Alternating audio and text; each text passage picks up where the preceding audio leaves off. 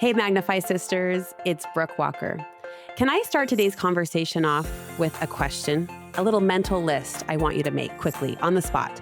Who do you trust? Who do you trust? Who do you trust to watch your kids when you're at the dentist? Who do you trust to water your plants when you're on vacation? Let's go a little deeper. Who do you trust to guide your heart, to help shape your answers, to help cultivate your faith and your testimony? Today's podcast guest will testify that if we can trust God, we can gain greater access to His power in our everyday lives. Jennifer Kerns Davis is a mom, a grandma. She's a connector and a gatherer of all things from wildflowers to angels on both sides of the veil. Jennifer, I am so tickled to meet you today. Thanks for jumping online with us. Thank you so much, Brooke. Do you have a favorite wildflower? That's a good thing to collect. I actually do. It's a Rocky Mountain columbine. Oh. And it's the state flower of Colorado, but it's beautiful. It's got white and this periwinkle blue, and it's just a really unique looking flower. So look it up. It's so beautiful. I love it. I'm going to now. A Google search awaits me. And I love that you have an instant answer for that. And can I ask you about the more tender collection that I mentioned, that collection of people on both sides of the veil? You feel that presence and power, and you utilize it. You draw on it in your everyday life. Yeah. Yeah. I feel like I started collecting those on the other side of the veil when I would do temple ordinances for them, for those that had passed. And I actually like to collect people that live on this side of the veil as well, and try to be friends with as many people as I can, because you just never know who's walking around carrying something, a heavy load that may need to be lifted. But also, I just think we all just need to take care of one another on this earth, and just to try to be warm with each other. So yeah, I collect people, I guess, and not like to display or anything, but I just want everyone to feel warm and welcome and appreciated and loved when they're around me. So, well, warm is a buzzword, and I've already felt that from you today. So thanks for bringing that warmth, and thanks in advance for your strong testimony. And you've collected this testimony as well, if we want to draw upon that word, over many years of life experience. And you do believe you have some special experiences that have helped you see that the Lord, yes, He's prepared you, but He's also given you strength. You once wrote, "I realized that trusting in the Lord has allowed Him to lift me and make me even stronger than I was before." We're going to say the word trust a lot. And I sense that's an anthem in your life, trust. Yeah, sometimes it's all you have. I'm going to ask about a tender time up front, if I can, Jennifer, because I know that helped shape that testimony and that trust that I mentioned. And that was when you lost your son. And you say through that loss, you gained quite a bit of experience and understanding about that trust that I described.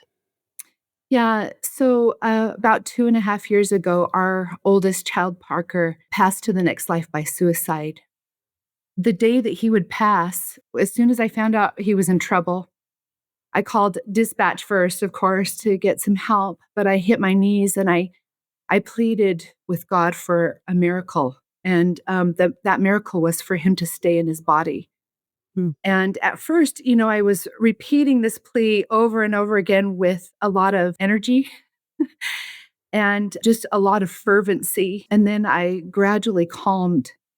And that's when I was able to ask a little more humbly that He would please grant me the miracle that I was asking for Parker to stay in his body. And it was then in the quiet that I received the answer. Right away, I knew I was going to need to ask for a but if not, because I knew that the miracle I was asking for wasn't going to happen, because God respects Parker's agency. But, I think the key right then in that moment was I didn't know what but if not to ask for. And so I asked God if He could give me the but if not. And then He very clearly and distinctly spoke to me. And He said, there are more miracles, bigger miracles, and better miracles than the one you are asking for. Immediately, I felt this surge of courage which was his power. And I replied to him, then I want those, thinking of the Yes. bigger, the Yes. better miracles. And basically, in that moment, he was asking me to trust him, even though all I wanted in that moment was to have my son, right? Right. But I knew that this all powerful, all loving God could turn ashes into beauty. And so basically, I was saying, if I can't have what I'm asking for, then I will take what you're giving me because I trust you. I feel like you're going to compensate somehow for this. I realized trust was your answer, but trust was also built into your pause, meaning you sort of took a fill in the blank, right? If not but, fill in the blank. And in that beat of pause, I sense that you offered trust, right? Like as you said, trust is sometimes all we have. Yeah. Yeah. I didn't know what else to do because there was only one thing that I wanted in that moment. And I couldn't think of anything else. And God was offering me up a solution that He knew wasn't what I wanted. He knew that He could give me something different, but at the same time, He wanted to respect a principle and a law of the gospel and a law of the earth, that of agency. And so He was saying, if I actually think that His heart was broken at the same time. Because here I was pleading with a broken heart, asking for something that he couldn't give me. And so to compensate for that, he said, I will give you all these miracles. And really there are so many miracles. They happen all the time. We're coming off the heels of General Conference, and I'm always touched at what people share as they reflect on how the Spirit taught them, right, through the General Conference addresses. And we heard a lot of repeat of Elder Gong and his testimony that he shared when he said some of life's greatest lessons come from things we would never choose. And Right. and yet there was also a mention that whenever you ask someone, when did they come closest to Jesus Christ, they point to a trial. And I was a little surprised that was shared so often. It's a beautiful truth, but I think people felt very validated in that. Like we crave the why behind all of these life trials and experiences. We crave the why. And if the why becomes the lessons you described, or if the why becomes becoming closer to the Savior, it seems to help our mortal brains reconcile what's happened. I think so too. Can I also acknowledge, I think there was something so special in what you said as you were sharing that personal and tender story. You talked about a surge that hit you. And I wasn't prepared for what you said. I was thinking you would say a surge of peace, a surge of comfort. You said it was a surge of courage. It was. I can only describe that moment of feeling that surge of courage as the his power, because I was not feeling very courageous. That was not something that I came of on my own. And I got up off my knees feeling like, okay, I have to handle this and I have to comfort the people around me and I can do this. But I knew that I could do it because God would be right there beside me. And I feel like maybe that's the courage where the courage came from is knowing that he was going to be right there, Hmm. obviously, because he was going to make me he made me some promises that were going to help compensate for this, which means that he can only be right beside me. And in part of my prayer in that moment, I said, God, I am a covenant woman and I will do what you ask, but I need to know what that is. And so, understanding that I had already made a covenant to follow him, I know that I could do that because in that covenant, I'm yoking myself with him. And he is standing right there beside me as I do these things. And so it does give you courage. What a beautiful visual. And I'm not sure what comes first, the courage or the trust or the trust or the courage, or is it faith and then trust or trust and then faith? I've been thinking about that as I consider your story. But I love that you pulled in covenants, because for those of us who have made and are striving to keep our covenants, women might be listening to your story, Jennifer, and thinking, I could never offer that kind of trust or that kind of faith in the moment. But through covenants, we sort of already have, right? We sort of already have demonstrated trust in what we've promised to try to do. Yeah, and I think it's just a matter of using those covenants. Every time he asks us to do something in a covenant, he reciprocates and provides us with access Mm. to his power to do that very thing he just asked us to do. Mm-hmm. So, in other words, he prepares us with power and access to his power so we can have the strength and the capability and the power to do the hard things he's asking us to do.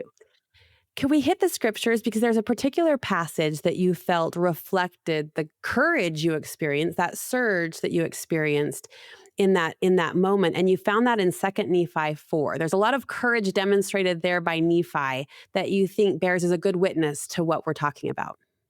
Yeah, that this whole chapter is filled with, you could say it's filled with gems, and it is, You call it an anthem for women. right? This whole chapter is a pattern for how to behave when we're faced with something difficult. Let's set the context for this, because what we want to do is we want to look at Nephi in a very real capacity. Hmm. Because Nephi was a real person, and he's not the prophet yet. And so we can't go here and say, yes, but that was Nephi and he's the prophet. No, he's not the prophet yet. And I don't know how old he is, but he's got a young family. So what's happening right now is his father has just died.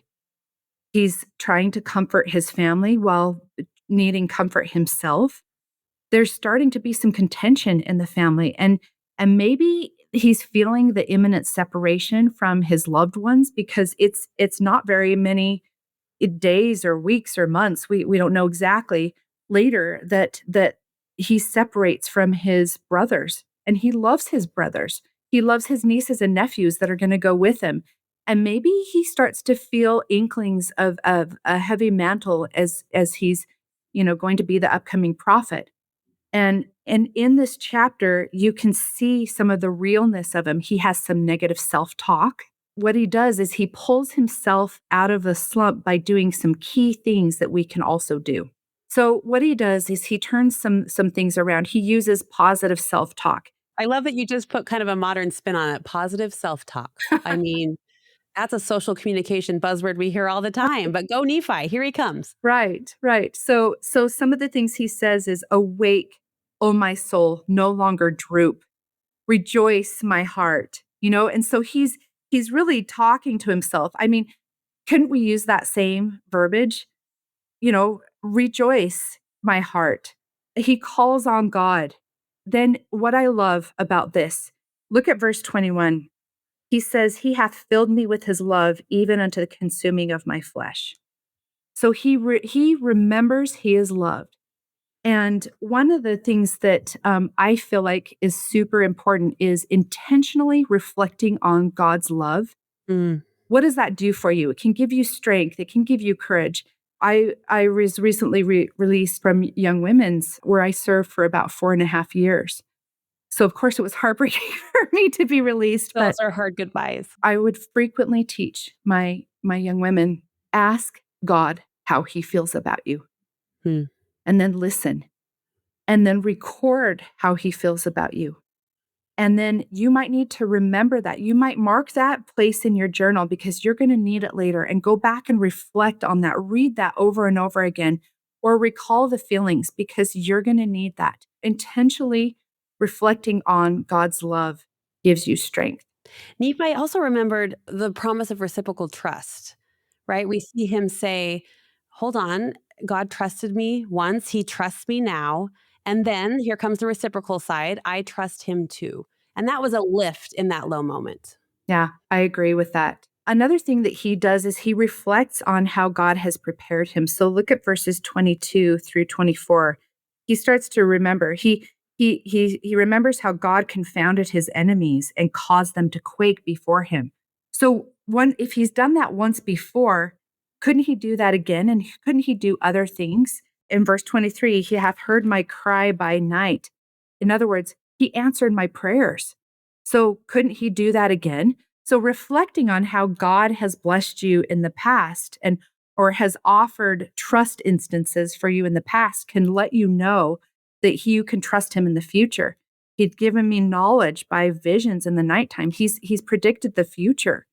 He's given him inklings of future events. So why wouldn't he do that in the future? So reflecting on the past helps shape our present and our future because we can reflect on how he's blessed us. How has doing that helped you, Jennifer, in low moments or trying moments, looking backward, looking back and remembering and reflecting on God's love or times in your life when his love has maybe been more apparent than it is in the current moment? You know, I was blessed one time with this really unique experience.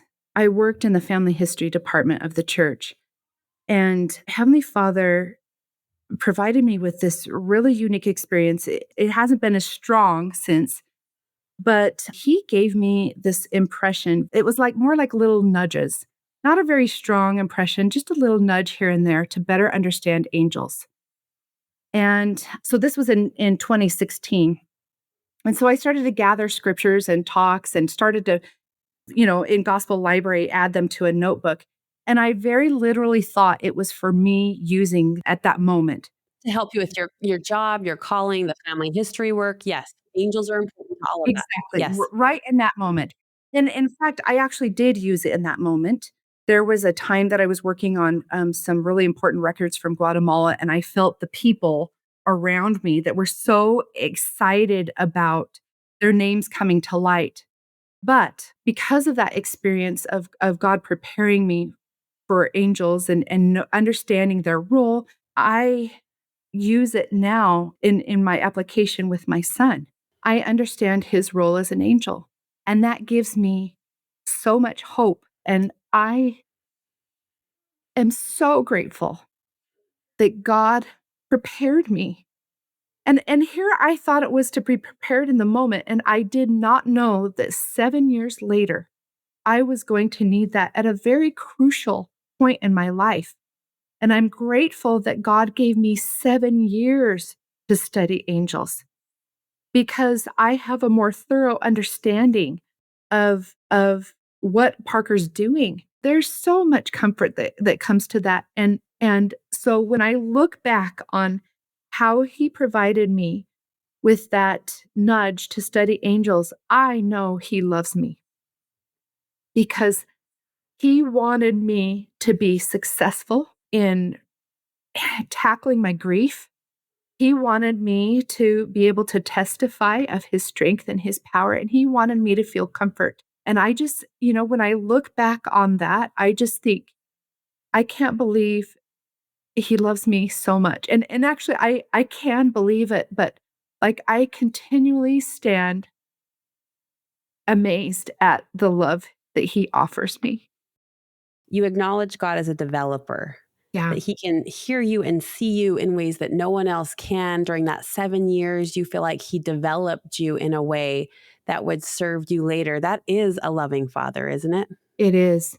I had another experience. I was being offered an assignment change Professionally. professionally. Yeah. Yes. And I was moving from one department to another department, and I'd actually not even really heard of this department yet. And the assignments that I was being given could have seemed very intimidating. I would have had a lot of imposter syndrome. I would have felt like I couldn't have done those assignments. But what happened is when I was being extended those assignments, it's almost like the way that I'm explaining it right now, it's as if God had slowed down time, but what he did is he talked to me as one of the assignments was given. He said, "Hey, do you remember when I had you do this? Use what you learned here." Mm. And then and the next assignment came, and he said, "You're prepared for this because do you remember when I gave you this role? And you learned this and this and this, use what you learned here." And then the next responsibility came. And it was at the same time he said, "You're ready for this because I gave you this experience. You had practice doing this." What that did for me is it it helped me to feel confidence that I could do those things. And, Yes. my favorite part of the account of David and Goliath is that God gave David opportunities to practice before his encounter with Goliath. And he also gives us preparations because he wants us to feel confident as we tackle trials or difficulties before us. You know what that did? That confidence that came from his preparation, it helped me to make better and faster decisions in my work, to be bold in speaking out in council meetings, and to just generally have this attitude of Esther where I knew that I was prepared for such a time as this.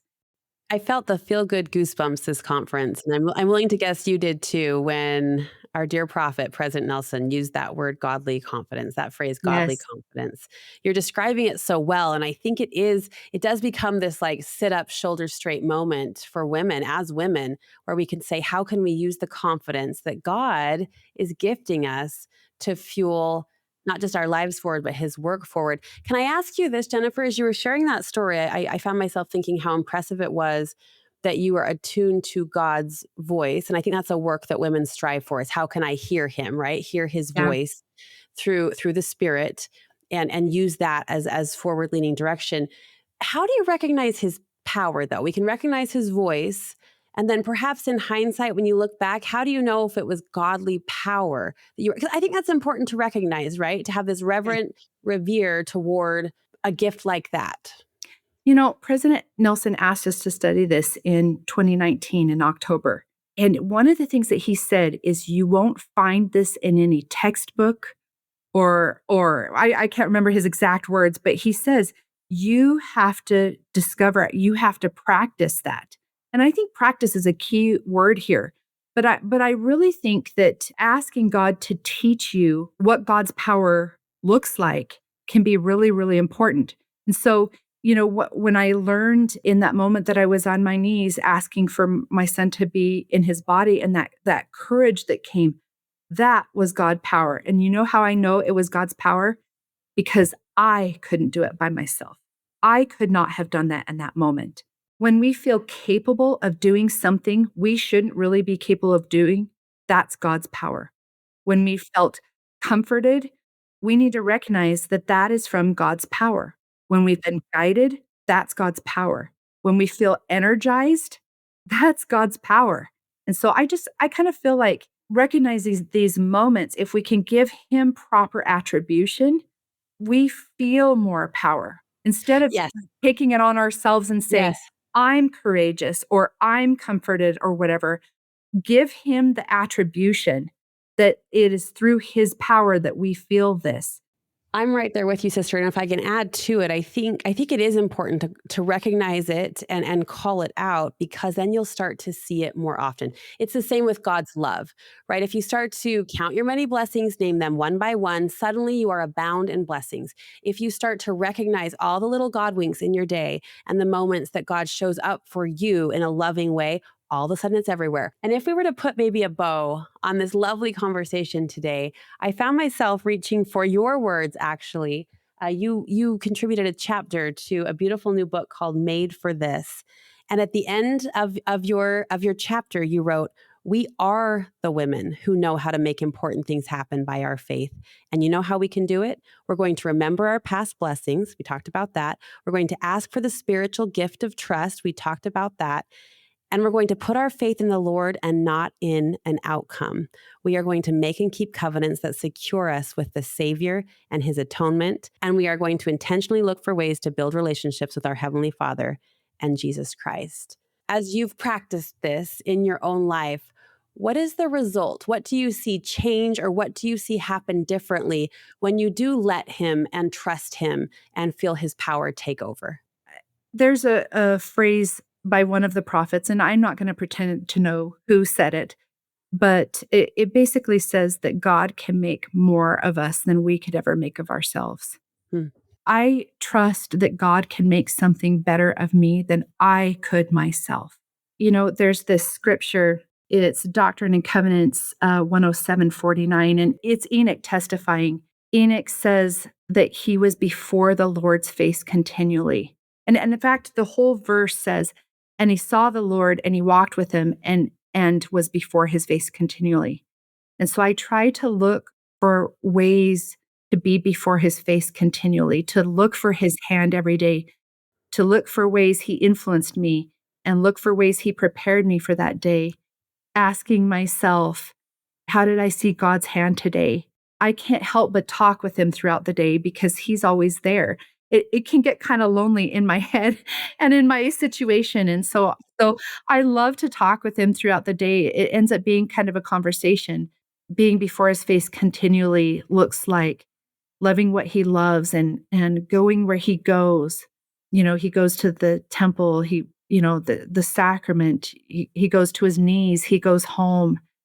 And I think trust is all about a relationship, and the more we know someone, the better we can tell if they're trustworthy or not, right? And because God is the ultimate example of trustworthiness, the better we know him, the more we can trust him. I love that. Jennifer, thank you so much for sharing your personal experience and your testimony that was hard-earned and well-earned, and we're blessed because of it. Thank you so much, sister. Thanks so much for allowing me the opportunity to testify.